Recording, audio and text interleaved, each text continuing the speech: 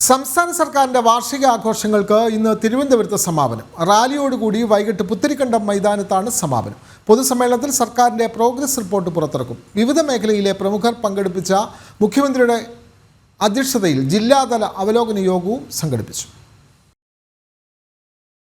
വികസനങ്ങളും നേട്ടങ്ങളും വിശദീകരിച്ച രണ്ടാം പിണറായി വിജയൻ സർക്കാരിന്റെ 4ാം വാർഷികാഘോഷ പരിപാടികളാണ് ഇന്ന് സമാപിക്കുന്നത്.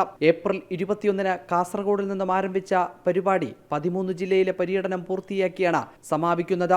വാർഷികാഘോഷങ്ങളുടെ ഭാഗമായി മുഖ്യമന്ത്രിയുടെ അധ്യക്ഷതയിൽ ജില്ലാ അവലോകന യോഗവും ചേർന്നു. വിവിധ മേഖലയിലെ പൗരപ്രമുഖരെ ഉൾപ്പെടുത്തിയായിരുന്നു മുഖ്യമന്ത്രിയുടെ ജില്ലാ അവലോകന യോഗം.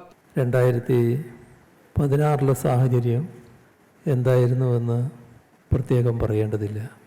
അവിടുന്ന് ഇതേവരെയുള്ള 9 വർഷക്കാലം കൊണ്ട് കേരളം ഏത് രീതിയിൽ മെച്ചപ്പെട്ടു വന്നു എന്നതാണ് സ്വാഭാവികമായും വിലയിരുത്തപ്പെടുന്നവർ സ്വാഭാവികമായും വിലയിരുത്തുക. ഇക്കാര്യത്തിൽ കേരളത്തിന് അഭിമാനകരമായ നേട്ടങ്ങൾ പലതും ഉണ്ടാക്കാൻ കഴിഞ്ഞു എന്നതാണ് വസ്തുത.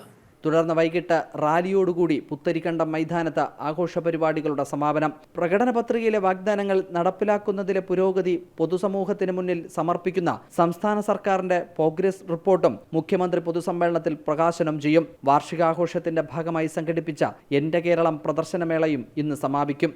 ജനം, തിരുവനന്തപുരം.